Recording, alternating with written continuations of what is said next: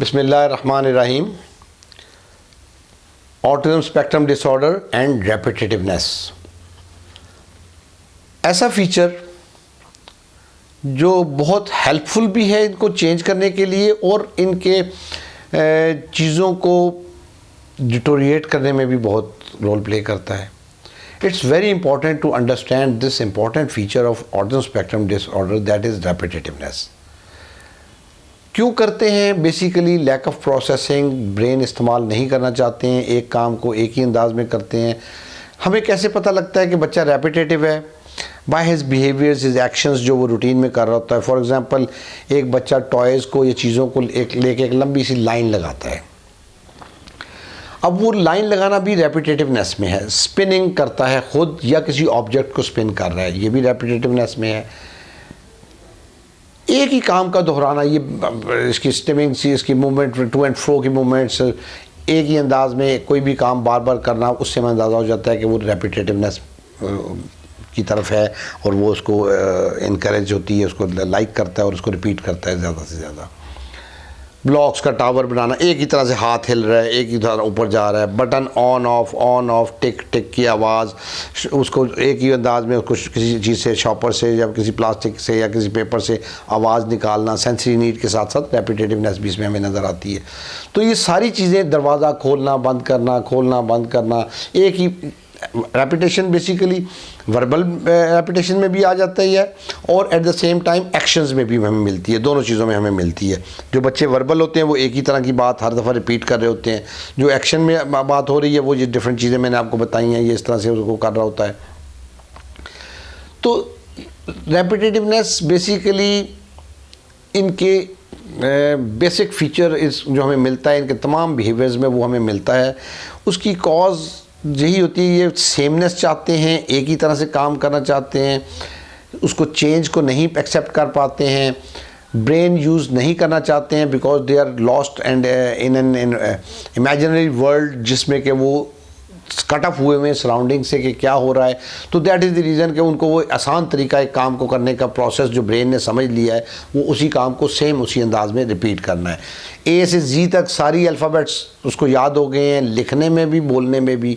1 से 100 तक गिनती आती भी है, 1 से 10 तक, whatsoever the level of the child is. लेकिन जब हम उसको रैंडमली कुछ डिक्टेट करने की बात करते हैं या हम उसको व्हाट कम्स आफ्टर में पूछते हैं या हम डॉजिंग टेबल के तौर पे टेबल्स को कराना चाहते हैं, अब वो बच्चे को वो चीज़ नहीं आती, अब वो नहीं कर पाता है। उसकी वजह यही है कि उसने एक वो रिदम में, एक सीक्वेंस में तो चीज़ को उसने ब्रेन ने उसके पैटर्न को पिक कर लिया है और वो उसको उसी अंदाज से रिप्रोड्यूस कर देता है व्हेन रिक्वायर्ड। इन बिटवीन या उसको उस पैटर्न से हट के जब वही चीज़ हम सोचते हैं, देखते हैं, तो शायद उसके लिए वो मुश्किल हो जाता है। ये फीचर हेल्पफुल भी है जैसे मैंने कहा और प्रॉब्लमेटिक फीचर भी है। हेल्पफुल इसलिए है कि मेरे लिए एक चीज़ को कंट्रोल करना बड़ा आसान है। फॉर इंस्टेंस, कोई भी बैड बिहेवियर, कोई भी ऐसी अनडिज़ायर्ड बिहेवियर, उसको अगर मैंने कुछ दिन के लिए सही करवा लिया with anything, any method, any approach, अगर मैं उसको कुछ दिनों के लिए उसको प्रॉपर वे में, सही वे में करवाने में कामयाब हो जाऊंगा, तो वो बच्चा हमेशा वो वैसा करेगा, रिपीट करेगा, वो उससे रह नहीं सकता उसको रिपीट किए बगैर। So this is a big tool to me. मैं उसको नमाज़ों पे लगा दूं, वो नमाज़ पढ़े बगैर रहेगा नहीं। नमाज का टाइम उसको नहीं भी देखना आता तो नमाज के टाइम पे वो तैयार होकर नमाज़ पढ़ने के लिए खुद खड़ा हो जाएगा, मस्जिद जाएगा, whatsoever the level of the child is. मैंने उसको डिफरेंट चीज़ों के टेस्ट को डेवलप करा दिया शुरू से, तो वो डिफरेंट चीज़ों को रिपीट करना चाहेगा। अगर सेम पे रखा तो वो सेम को चाहेगा। अब ये सेम पे अगर रखा, यानी कि मैं उसको स्टार्ट में उसमें अगर मैं कुछ सिलेक्टिव था चीज़ों के अंदर, अब वो टेस्ट को भी रिपीट कर रहा है। बेसिकली वो उसी टेस्ट को लेना चाह रहा है। This is repetition of the taste buds, आप कह लें, फीलिंग्स की, टच की, डिफरेंट की। तो उसमें वो उसी को रिपीट करना चाहता है। अब अगर इस पैटर्न को मैंने ब्रेक ना किया तो वो स्ट्रॉन्ग होता जाएगा और एक वक्त आएगा कि शायद वो जो है उसमें उससे हटना उसके लिए बड़ा मुश्किल मरहला हो। तो उसको अगर हम शुरू से ही एड्रेस करें, अगर हम शुरू से ही उसको डिफरेंट टेस्ट देते रहे खाने में, अब वो उसके लिए प्रॉब्लमेटिक नहीं होगा टू टेक एवरीथिंग। मुझे प्रॉब्लम नहीं होगा बिकॉज मैंने उसको शुरू से ही उस पर फोकस कर लिया। तो इस रेपिटेटिवनेस के फीचर को दोनों तरह से मैं देखता हूँ। एडवांटेजेस भी इसके हैं और इसके डिसएडवांटेजेस बहुत सुयर हैं कि एक बच्चा एक ही काम जब कर रहा है, रेपिटेटिव है और एक ही पैटर्न पे चल रहा है, और अब उसमें एक हैबिट डेवलप हो रही है कि एक काम को करने का जो एक स्पेसिफिक पैटर्न उसने डेवलप कर लिया वो हर काम में अप्लाई करेगा। छोटी एज में शायद वो प्रॉब्लम हमें इतना नहीं लगता because of the age of the child, हम इग्नोर भी कर रहे होते हैं, वो एक अनएक्सेप्टेबल नहीं होता उस एज के लिहाज से। लेकिन जो जो बच्चा बड़ा होता जाता है उसका वो बिहेवियर भी स्ट्रांग होता जाता है।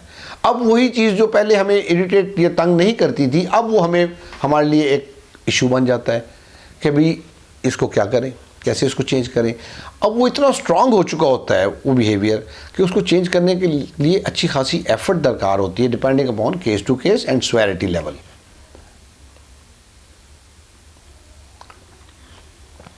तो इसमें एडवाइजेबल यही है कि आप शुरू से ही बच्चे को चीज़ों को रिपीट ना करने दें। एक न्यूरोटिपिकल डेवलपमेंट में जो बच्चा होता है वो एज के साथ, अपनी ग्रोथ के साथ, डेवलपमेंट के साथ चीज़ों को एडजस्ट कर लेता है। लेकिन एक दूसरा बच्चा जो है जिसमें रेपिटेटिवनेस के साथ हमें ऑटिज्म स्पेक्ट्रम के डिसऑर्डर के डिफरेंट और फीचर्स, अटेंशन डेफिशिएंसी और हाइपर एक्टिविटी, इस तरह के फीचर्स हमें जो स्पेसिफिक होते हैं वो जब हमें नज़र आ रहे हों तो उस बच्चे को चीज़ों को रिपीट करने नहीं देना चाहिए इन एनी केस। ये ज़रूर हो सकता है जैसे मैंने कहा कि आप ऑल द गुड थिंग्स उसको रिपीट करने दें। एक बच्चा उस लेवल पे जब भी कोई आता है, जब भी किसी के पास वो जाता है तो उसको शेक हैंड करता है, good thing, very good thing, बहुत अच्छी बात है, आई टेक इट पॉजिटिवली। लेकिन अगर वो रेपिटेटिव है और मैंने उसको उससे चेंज ना किया, उसके इस बिहेवियर को टारगेट ना किया चेंजेस के हवाले से, तो वो प्रॉब्लम भी बन जाता है। एक स्टेज पे प्रॉब्लम कैसे बन जाता है कि किसी जगह पे हमें शेक हैंड नहीं भी करना होता, खाली वर्बली कह देना ही सफिशिएंट होता है। वो माहौल, एनवायरनमेंट ऐसा है कि उसके अंदर आपके लिए शेक हैंड करना, लेकिन वो रह नहीं सकेगा। फिर वो शेक हैंड करना चाहेगा, अब वो ऑड हो जाता है। शायद उस एनवायरनमेंट में उसके बगैर उसका वो बिहेवियर फिर थोड़ा ऑड लगे हमें। पॉइंट इज़ दिस कि वो क्यों हुआ, क्योंकि उसको हमने आदी ही नहीं किया शुरू से चेंजेस का। हमने उसको इस पर ही ट्रेन किया कि भाई जो काम करना है उसको रिपीट करने की इजाज़त देते रहे, हम उसको अकामोडेट करते रहे, नॉट नोइंग कि वो उसका बिहेवियर इतना स्ट्रांग हो गया कि वो उसके लिए मुश्किल हो गया। तो ये रेपिटेटिवनेस हमें डिफरेंट चीज़ों में मिलती है, उसके तमाम बिहेवियर्स में मिलती है। अब उसको शुरू से ही जब हम एड्रेस करते हैं तो फिर उसको चेंज करना या उस बच्चे के जो रिएक्शंस होते हैं चेंज के अगेंस्ट, उनको रिड्यूस करने में वो हेल्पफुल होते हैं अगर हमने शुरू से ही किया हुआ है। अगर शुरू से नहीं किया हुआ और आज उसकी उम्र 10 साल हो गई है, अब मैं उसके इस बिहेवियर पर काम करना चाह रहा हूँ, अब शायद मुझे थोड़ी सी दिक्कत होगी, बट स्टिल आई से इट्स एडवाइजेबल कि मैं अभी भी एफर्ट करूँ उसके इस बिहेवियर पे, क्योंकि जितना स्ट्रांगली वो डेवलप आज 10 साल की उम्र में है, 15 साल की उम्र में और ज़्यादा सुयर हो जाएगा। डिफरेंट एग्जांपल्स इसमें मुझे याद आती हैं कि एक बच्चे के बिहेवियर में जब हम रेपिटेटिवनेस वाले पे काम नहीं करते हैं, ऑड वंस पे, तो फिर उसके लिए फैमिली के लिए, इंडिविजुअल के लिए वो बहुत प्रॉब्लम हो जाते हैं। एक बच्चा मुझे याद आ रहा है कि जिसका कि आइसक्रीम उसको डेली हम फादर खिलाते थे आके, और वो उसका आदी हो गया, सर्दी है गर्मी है, उसने वो आइसक्रीम खानी, फादर भी उसको जिस भी अंदाज में लेते थे एनी हाउ वो उसको खिलाते रहे। अब जब भी उसका गला ख़राब होता था या मौसम उसका चेंज होता था तो उसका इफ़ेक्ट क्या होता था कि वो शायद देना नहीं भी चाहते थे उसको उस स्टेज में गाड़ी में बिठा के ले जाके उस सारा प्रोसेस जो ड्रिल उसकी उनकी थी, लेकिन वो फिर भी उसके बावजूद उसको कर देते थे, मजबूर होते थे कि वो रिएक्ट करता था। जब तक छोटा था उस वक्त तक शायद उनके रिएक्शंस को भी बाज़ वक़्त अकामोडेट करते रहे, एक्सेप्ट करते रहे, या उसको समटाइम्स बच्चे की स्वेरिटी उतनी नहीं थी। जब वो बच्चा बड़ा हो गया, उसमें स्ट्रेंथ आ गई, अब अगर वो उसको किसी वजह से ना लेके जा पाएँ, तबीयत ख़राब, मौसम, टाइम नहीं, आइसक्रीम बंद होगी दुकान, something like that, whatsoever it the reason is, अब उसका रिएक्शन बड़ा सीवियर हो गया। अब वो हिटिंग पे, मारने पे आ गया, उसकी नीड मीट नहीं हो रही, उसकी रेपिटेटिवनेस की अर्ज जो उसके अंदर थी वो सूद नहीं हो पा रही। अब वो बिहेवियर उसका इतना स्ट्रांग हो गया कि अब वो parents with the passage of time weak हो गए, स्ट्रेंथ एक नेचुरल प्रोसेस में वो स्ट्रांग हो गया, उसका एग्रेशन ज़्यादा बढ़ता गया, बिहेवियर स्ट्रांग हो गया। अब वो अगर ना लेके जाएँ तो वो उनको मारने के लिए भी बढ़ता है और उनको अब आगे भाग के जाके कमरे में बोल्ट करके अपने आप को बचाना भी पड़ता है। So this is the alarming stage of that repetitiveness. अगर हम इसको एड्रेस ना करें तो उससे पहले हमारे पास मौका होता है कि हम उसको उस स्वेरिटी लेवल पे जाने से पहले हम उस बच्चे को आदी करें कि वो उसके अंदर टॉलरेंस हो एक चीज़ को करने की। स्कूल में मेरे पास स्टेप टू लर्न में जो बच्चे होते हैं, उनके पेरेंट्स जिनके 1 o'clock जब ऑफ होता है तो वो 1 o'clock उधर होते हैं, फ़ौरन 1 o'clock उसको लिया चले गए। अब जो अगर उसकी कुछ बच्चे ऐसे भी हमें मिलते हैं कि अगर 1 o'clock स्वेरिटी पे डिपेंड करते हुए और उसके एफर्ट जितनी हुई है उस पर कि 1 o'clock से अगर 10 मिनट ऊपर हो गए बिकॉज ऑफ एनी रीज़न, कहीं वो स्टक हो गए ट्रैफिक में, कहीं किसी दिन लेट हो गए, अब वो 10 मिनट के अंदर उसके बिहेवियर्स ट्रिगर कर जाते हैं। उसकी सिर्फ और सिर्फ वजह ये होती है कि ही इज़ यूज्ड, उसको टाइम देखना नहीं आता, बट ही नोज़ कि इस एक्टिविटी के बाद, इसके बाद फ़ौरन वो चीज़ मैंने करता हूँ कि मैं जाता हूँ, मुझे कोई लेने आ जाता है एंड आई गो अवे। अब वो उसमें जब 10 मिनट का गैप आता है और वो काम नहीं होता है, अब उसके अंदर टॉलरेंस ख़त्म हो जाती है। अब वो क्या करता है, crying, throwing, anything bad behaviour जो भी वो एग्जिबिट कर सकता है डिस्टर्बेंस में, वो शो करता है, एग्जिबिट करता है बच्चा। तो that is the reason I always emphasise कि एक बच्चा जो स्पेक्ट्रम पे होता है उसको हमें चेंजेस ज़रूर देनी चाहिए। एक अप्रोच इसमें यह भी है कि चेंजेस ना दें उसके बिहेवियर्स ख़राब होंगे, तो वो तो किसी भी स्टेज पे होने हैं। इट्स नॉट पॉसिबल कि हम एक बच्चे को थ्रू आउट द लाइफ एक ही पैटर्न पे रख सकें। बाथरूम में एक में ही जाता है, दूसरे बाथरूम में हम नहीं लेके जाते हैं तो कहीं बाहर भी जाके बाथरूम जाना पड़ेगा। अब वो फेज जब भी आएगा it would be a trouble. तो it is not possible, I don't think so कि ह्यूमनली इट्स पॉसिबल कि हम एक ही पैटर्न रख सकें। So I don't second that approach कि जो कहती है कि बच्चे को चेंजेस ना दें वरना वो डिस्टर्ब होगा, तो हमने उसको डिस्टर्ब नहीं करना। आई ऑलवेज से हमें करना है, हम उसको intentionally by design by plan disturb करेंगे to by giving him changes. उसके जो रिएक्शंस हैं, जो बिहेवियर्स उसके अगेंस्ट वो शो करेगा, उसको मैनेज करना हमें आना चाहिए। वो स्ट्रॉन्ग में बहुत मुश्किल होंगे, आसान नहीं होते हैं। मैं आज भी एक बच्चे के लंच पे काम कर रहा हूँ, वो टेस्ट पे उसको हम कर रहे हैं, तो मुझे आज दूसरा तीसरा दिन उसके साथ है। I know and my staff knows कि वो उस पर हम कितनी एफर्ट किस अंदाज से कर रहे हैं और उसका रिएक्शन कैसा हो रहा है। It's not easy, it's very challenging. Parents शायद वो उतनी एफर्ट ना कर सकें, we being professional understand the thing है। और मुझे पता है कि आज वो छोटा बच्चा है, उस पर अगर अभी से मैंने उसके टेस्ट को चेंज नहीं किया तो वो सारी ज़िंदगी मखसूस चीज़ें ही खाता रहेगा, which is not good definitely. तो अभी मैं उसको एफर्ट करके अगर चेंज कर देता हूँ, डिफरेंट टेस्ट पर की एक्सेप्टेंस उसके अंदर ले आता हूँ, उस चेंज को उसको एक्सेप्ट करने पर ले आता हूँ, टॉलरेंस में ले आता हूँ, तो उसके लिए आसानी हो जाएगी थ्रू द लाइफ। सारी चीज़ें खाएगा, बॉडी की रिक्वायरमेंट उसकी हेल्थ वाइज मीट होती रहेंगी, प्रॉब्लम नहीं होगा पेरेंट्स को। तो दिस मस्ट बी पॉइंट मेरा ये इसमें है एम्फसाइज करने का कि हमें एज़ अर्ली एज़ पॉसिबल उसको चेंजेस देनी है। जब भी देंगे रिएक्शन मिलेगा, क्योंकि वो उसका आदी ही नहीं है उस चेंज को एक्सेप्ट करने का, टॉलरेट करने का। तो रेपिटेटिवनेस की वजह से, सेमनेस चाहने की वजह से, फिक्सेशन की वजह से, तो इस पैटर्न को चेंज करना बहुत हेल्पफुल होता है in enabling the child to use his brain के जो फंक्शंस हैं उनको फुली यूटिलाइज़ करने के उसको हम अपॉर्चुनिटी दे रहे होते हैं। और अगर हम ये ना करें तो वो एक फ़िक्स पैटर्न में जो स्पेसिफिक अंदाज उसने पिक कर लिए हुए हैं वो उन्हीं को रिपीट करता रहता है। एक ही जगह पे सोना है, एक ही तरीके से लेटना है, एक ही टच चाहिए, हर रोज़ उस तरह से करना है। बहुत सारी चीज़ें हमें ये रेपिटेटिवनेस में मिल रही होती हैं जो सेंसरी इश्यूज से रिलेटेड भी होती हैं और अदर दैन सेंसरी इश्यूज़ भी वो हमें मिलती हैं। एक ही रास्ते से जाना है, तो अगर हम बच्चे को शुरू से ही आदी करेंगे तो उसके रिएक्शंस और ये सारी चीज़ें और उसको सिखाना आसान हो जाता है उसको क्योंकि उसकी ब्रेन वर्किंग बढ़ जाती है बेसिकली। अदरवाइज़ वो ब्रेन वो इस्तेमाल नहीं करना चाहता है, वो एक ही अंदाज में उसको परफॉर्म करने का आदी हो चुका होता है।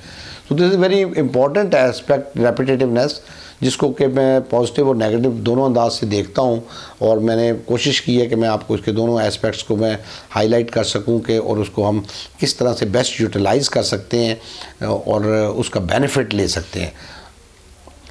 अब्रॉड जो डेवलप्ड कंट्रीज़ हैं उसके अंदर जिन लोगों को इन चीज़ों को अंडरस्टैंड कर चुके हैं, वो इसका फ़ायदा ऐसे उठा रहे हैं कि वो उन लोगों को स्पेसिफिक काम रेपिटेटिव वाले जो होते हैं, जिस तरह से पैकिंग किसी चीज़ की है, एक ही अंदाज का काम उसने करना है, उसमें प्रेफर करते हैं कि a person with repetitiveness on either is on ADHD और ऑटिज़म, जो भी जिस भी लेवल पे वो फॉल करता है, उसको वो जॉब देना प्रेफर करते हैं for the reason they have understood it कि वो वही काम उस तरह से ही करेगा, वो उसको किए बगैर रह नहीं सकता। और they don't make mistake in that, गलती नहीं करते हैं, सवाल ही पैदा नहीं होता, वो उसको सेम उसी पैटर्न में रिपीट करते हैं। आप नोट कर लीजिएगा, ये रेपिटेटिवनेस वाला मैंने एक अपनी वो बच्चे के साथ वीडियो के अंदर भी ब्लॉग के साथ जो उसने रिपीट कर रहा था, वहाँ पे भी मैंने ये दिखाया है प्रैक्टिकली करा के कि ये कितना स्ट्रांगली होता है और वो कितना उसको बच्चा उसको चाहता है। और चेंज भी हम करने का उसी सेशन के अंदर मैंने उसको चेंज करवा के थोड़ा सा दिखा दिया, उसके बिहेवियर जो उसके अगेंस्ट थे उसको भी मैनेज करना मैंने सिखाया है। That helps a lot in मेरी ये जो मैं आपको लेक्चर फॉर्म में एक बात बता रहा हूँ, उसको वो मेरी वीडियोस जो होती हैं डेमोन्स्ट्रेशन की, वो सपोर्ट कर रही होती हैं आपको उस अंडरस्टैंडिंग को बेहतर अंडरस्टैंड करने के लिए। जो मैं कह रहा हूँ वो आपको वहाँ पे होता हुआ नज़र आता है उसके अंदर कि वाकई ये रेपिटेशन है और उसको कैसे हैंडल और बिहेवियर्स को मैनेजमेंट, वो सारी चीज़ें उसमें मैं हेल्प के लिए आपके लिए मैं उसको अपलोड करता हूँ, सो दैट कि आप उसमें आइडियाज़ जो मैं यहाँ से मैं आपको एक थ्योरेटिकल बता रहा हूँ, तो वहाँ पे आपको प्रैक्टिकल एक्सपोजर भी उसका मिल जाता है। एंड उसको आप लर्न करें, उसको आप अप्लाई करें। जितना अर्ली एज में आप इन चीज़ों को एड्रेस करते हैं उतना वो बेहतर हो जाता है। ऑटिज़म स्पेक्ट्रम डिसऑर्डर पे मेरा टारगेट हमेशा लेवल को देखते हुए 2-3 चीज़ों पे ही रहा है काम करने का। बेबहा बच्चों के साथ मैंने काम किया है और उसमें सबसे प्रायोरिटी पे उसकी अटेंशन होती है कि मुझे उसकी अटेंशन लेनी है। जितना मैं उसमें कामयाब होता हूँ वो बच्चा लर्न करता है, मुझे उसको सिखाना पढ़ाना या बुलवाना नहीं पड़ता, वो खुद बोलता है। अटेंशन मुझे लेनी है, मैक्सिमम पीरियड अटेंटिव इन्वॉल्व करना सराउंडिंग में। जो इवेंट आपने ऑर्गेनाइज़ किया एक्टिविटी जो भी वो है, वो पज़ल है, वो बीड्स हैं, वो एनीथिंग आई सेड, उसके अंदर आपको उसको इन्वॉल्व करना। इन्वॉल्व नहीं होता, प्रॉम्प्टिंग का मेथड है, फेडिंग का मेथड है, रीइंफोर्समेंट है, उसके ज़रिए आप उसको करते हैं। और एट द सेम टाइम उसको किसी चीज़ को रिपीट ना करने देना is very very important, because उसको चेंजेस का आदी हम बनाएंगे तो वो लर्न ज़्यादा बेहतर करेगा। एक रोट वे में, एक रेपिटेटिव और रोबोटिक वे में काम नहीं करेगा, नेचुरल वे में काम करेगा। तो ये 3-4 बेसिक चीज़ें मैं उसको हमेशा टारगेट करता हूँ। ऑटिज़म स्पेक्ट्रम डिसऑर्डर पे जो भी बच्चा होता है किसी भी कैटेगरी में हो, ADHD है, ASD, ADD है, या इवन एस्पर्जर्स वाले जो उसमें आते हैं, कम्युनिकेशन से रिलेटेड जो उसका डिसऑर्डर होता है, तो उसके साथ ये 3-4 एरियाज़ हैं जिनको कि प्राइमरीली हमने फोकस करना है। जितना हम इसको अच्छा अचीव कर लेते हैं इसके against attention, repetitiveness, interaction in the surrounding, उतना वो चीज़ें खुद ब खुद उसकी डेवलप होती हैं। वो नेचुरल वे में डेवलप करता है, रिस्पॉन्स देता है, वर्बल भी, एक्शन में भी, दोनों में। आई होप ये इंपॉर्टेंट फीचर आप अंडरस्टैंड करेंगे और इसको आप अप्लाई करके देखें। Varying from case to case, timings vary करेंगे इसकी अचीवमेंट के, उस पर करते हुए you will get the response इंशाल्लाह ताला। Please like and subscribe Step to Learn YouTube channel and share the information to the maximum to contribute to my cause. Thanks. Jazakallah.